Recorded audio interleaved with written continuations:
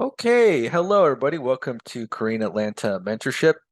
And in this video, we're going to cover the topic of home buyer regret, which is a topic we're going to cover many times in this channel. And I want to make a comment before I actually get into the topic. One of the reasons why this channel, this group, Korean Atlanta Mentorship, was started is because of articles like these. Now, what do I mean by that? Well, we live in a society where the majority of the adults are not, to say it nicely, not propelled to success, right? So anytime I see this really high figure like 93%, I used to think like whenever I saw like a 20 to 30 to 50% failure rate in anything, like, wow, that's really high. But you take some sort of like a regret, dysfunction, you type in a news article about, what's going on right now. It's always at this really high number, like 80 and 90%. And that's how I know there's a market for our services. Just the fact that everybody is struggling, everybody is failing, um, I that's how I know that the market is there, right? And if everybody was doing well, only 5%, 10% of homeowners have regrets about purchasing a home. I wouldn't even make this channel because I'd be like playing video games or something, enjoying my free time.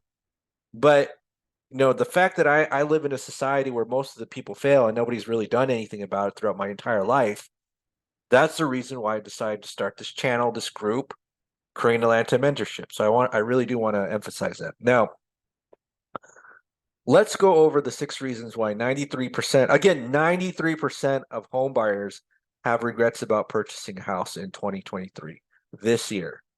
People didn't learn in the last 2 years about not buying overpriced homes.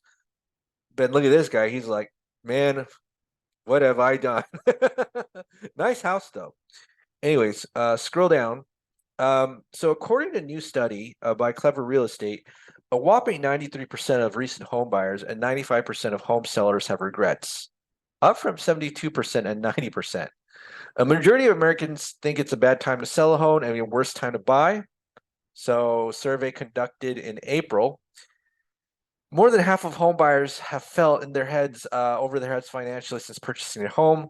Almost two-thirds have struggled to make mortgage payment. And another note I want to comment, or another comment I want to make, is that my understanding is that the average American can't even get a mortgage. You have to be high income, good credit. So this two-thirds pretty much represents high income probably more than six-figure earners, because those are the only people who can buy homes at the overinflated prices, and they had to have good credit. So I think, this is probably a high income problem, not a low income problem, right? Additionally, more than one in four recent home buyers claim their overall situation debt burden have gotten worse since purchasing a home. More than half of home buyers have taken on additional debt. Oh, that's not good. So you overpay for the home and then you get more debt. How's that going to help you? But that's what they did to maintain their lifestyle. Nearly all recent buyers say the real estate market impacted their home buying experience compared to 88%. So let's just kind of quickly go through the six regrets. So my home requires too much maintenance. Um, that's really interesting. And let me tell you why. I bought a new construction home and I haven't really had to do too much maintenance here. Like maybe just a $300, $400 thing. One time the furnace went out, but they must have bought an old home that and must have waived the inspection. That's what I'm thinking, or something like that. And they didn't have any contingencies. But it says home ownership, or they overpaid, and that caused issues too. So when they have a $300, $400 issue, they're sweating bullets. Another one says I bought too quickly. So Clever found that 28% of buyers are waiting to enter the current challenging real estate market until rates drop, but many are waiting for are impatient. And that's the thing. You kind of have to be a little bit patient too, especially as real estate investors.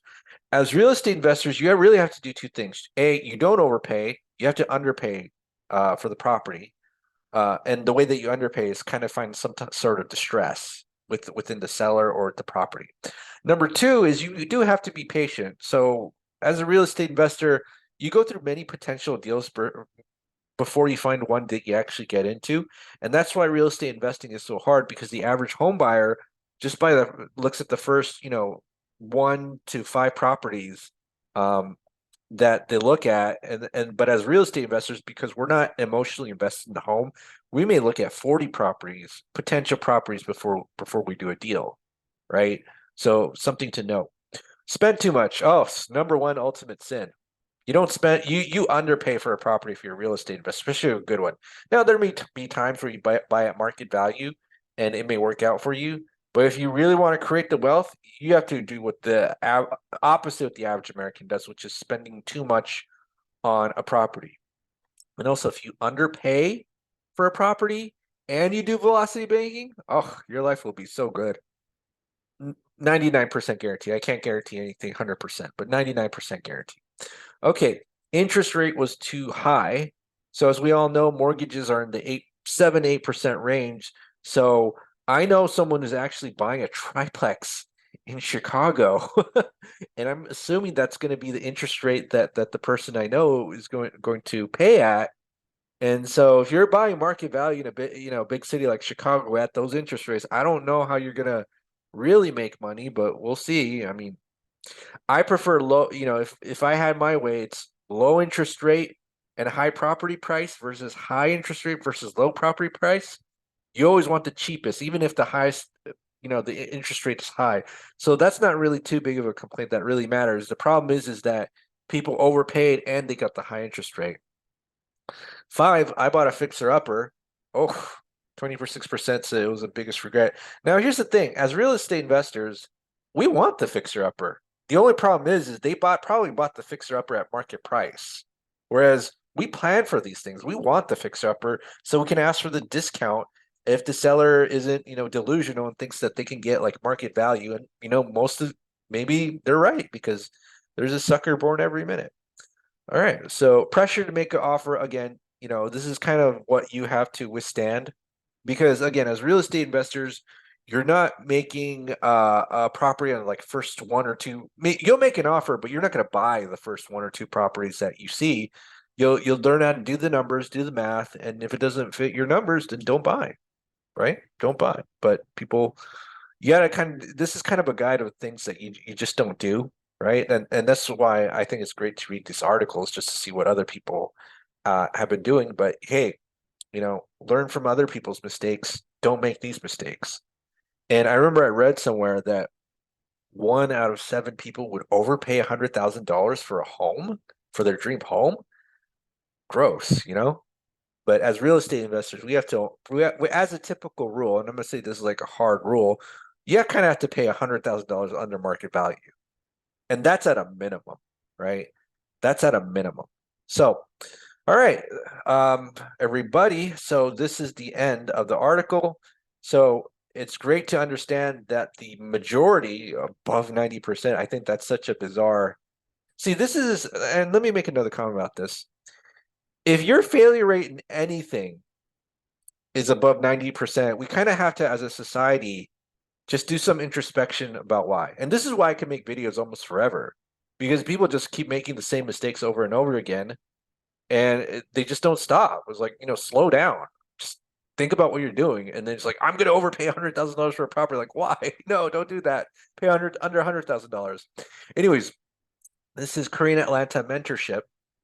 And if you're interested in joining our group, learning about real estate investing, entrepreneurship, business, go ahead and click the Google form link below, or you could email us in the Yahoo, currently it's the Yahoo email account. You can find that out in the About section of our YouTube channel, and then go ahead and email us from there, and we'll go from there and see if you're fit to join. We'll get on a Zoom call, and we'll see if you're a good fit to join the group. All right. Have a great day, everybody, and we will speak next time.